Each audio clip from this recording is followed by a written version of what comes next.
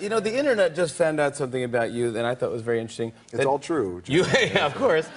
You haven't had candy since 1989. And it was a, and it was a Twizzler. It was a Twizzler, yes. I'm just, hey, Twizzler fans out there. Yeah, yes. exactly. I'm just not a big candy guy. You know, I love cheat meals, right? I love that, but I'm just not like a candy thing. I'm just like so, you never go like to the 7-Eleven and right at the counter you go, I'll just take that. No, I've never, no. No, never done that. No, never did that. But no, literally, it's crazy how I remember this kind of stuff, right? It's like Rain Man. So it's like Twizzlers was the last thing I had, and we were at a movie theater watching a movie. You were born to be an action star. You really were. Check this out. Yeah. This is a picture of you. I think this is you at 15 years old. That is me at 15. And you can just see action star. Now let's contrast that. This is me at 22. I don't know if you see action star. You don't see action star? No, you see bi-curious. Now listen, I was, and I'll be honest with you, Dwayne, I still am. I have a lot of questions. Yeah. What about nude scenes? Well, I think we probably are the same naked, I'm guessing. You'd need to tell me about your anatomy, and then I could tell you about my anatomy. Okay. So why don't you go first? What are we talking about here? Well, we're talking like when I pee, I can tell the water is cold or not. How about you? My turn, huh? Yep. Well, you know, when I pee, I'm sitting down. So giggling on the set? Guys, please. There's no giggling on the set! Not now. Look like you put your whole life force into this one moment of the film. Is that true. fair to say? It is. And that was the whole idea. You know, in Greek mythology, Hercules mythology, the I am Hercules, when Hercules finally accepts his fate of being the son of Zeus, that's when he gets all of his powers as a demigod. So it's an iconic moment in the mythology, iconic moment in the movie, and I wanted to put everything I had in it. So I had the prop department make sure that the chains were real and the steel was real and I couldn't break it. And then just with everything, because it's the moment of the movie. Right. The movie hinges on this moment. So with everything I could possibly do, I just let it all out. I am Hercules, and I'm screaming, and all this adrenaline. What happens, you know, if you're in an athletic event or anything like that, if you have all this adrenaline, you can actually let it go if you're fighting or if you're playing football or whatever. But in this case, I had no place for it to go, so it's like, I am Hercules, and then I would black out.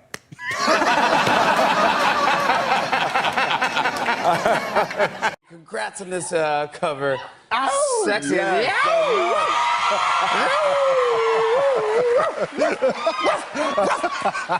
My man, dude, how much grief are you getting for being on the cover of the sexiest man alive? I mean, it is. First of all, it's an honor. It's yes, really, really cool.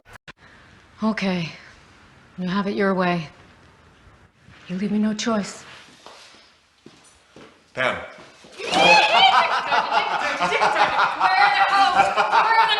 It's just nice in here, and it's kind of all. Oh my god! Sorry. Here you go, buddy. All right. Yeah, it's working. It worked. How's it feel? So that's what candy tastes like. Wow, it's amazing. In high school, what were you like? I'll start with you, Dwayne. Yeah, sure. Well, I struggled in high school because I was like a walking.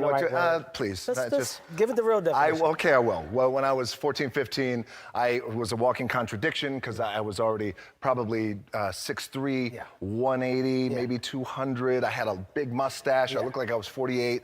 I was struggling. I was really struggling in high school. Yeah, that's me. That's me in high school. Whoa. But yes. Yeah. Don't laugh like that. Don't. Whoa. That's okay. Well, there's my picture. Whoa. Well, What just happened? What do you don't? What? Don't laugh like that. You look like a detective that's a DJ. I'm trying. And pray You never hit me like that again.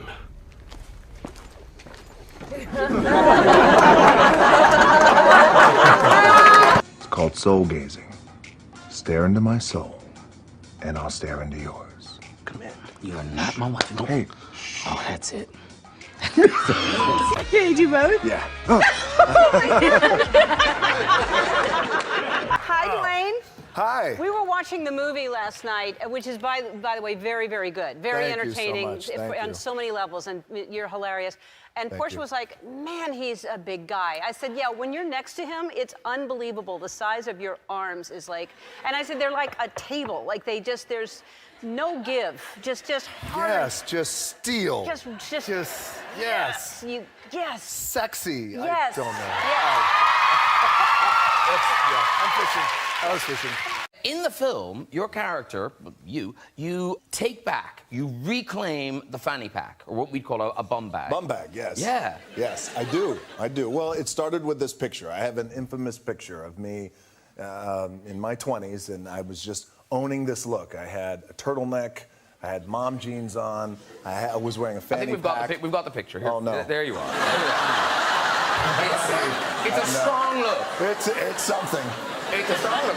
And this was you being serious, yeah? No, yes, I think I'm cool. This is full on. And are you aware that this has now become a sort of fancy dress outfit? Like, people do this. They do this, yeah, as a joke. Like, Yes, so it's crazy. Seth Rogen was on the show, Yeah. and he showed us his version. Here's Seth Rogen as it. That's my guy.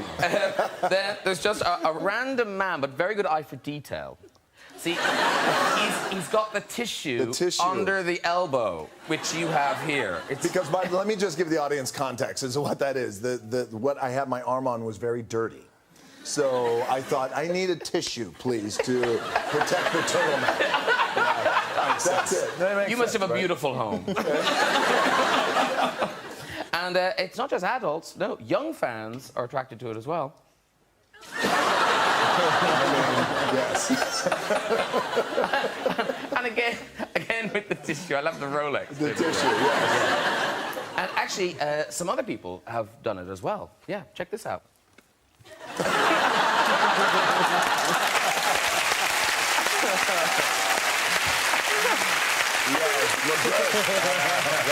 at that. I want to party. Got to party with those guys. Yes. The three of you should dress up and go out in London tonight. Yeah. You think Mr. T and Sting and The Rock, you think those guys are real? That's a bunch of dumbass nicknames by a bunch of dumbass people. It was the first time that the Golden Globes had instead of Golden Globes Girl, they had Golden Globes Ambassador, and that's Simone. My daughter was so proud of her. She was 16. She is 16. And at this Globe, so, you know, the thing about this is their job, one of their many jobs, and it's very comprehensive, what they make sure that these young individuals have a social awareness and foundations that they want to support, what's important to them, so they really do a great job of that. One of the jobs as well is to usher the winners off stage. And at that time, and you've won before, so you know, you're kind of like in this daze and you're happy and you don't know where to go, whether you go left or right. So Simone's job was constantly, let's take you off to the right, take you off to the right. So Frances, and I'll never forget this, Frances McDormand, she wins Golden Globe.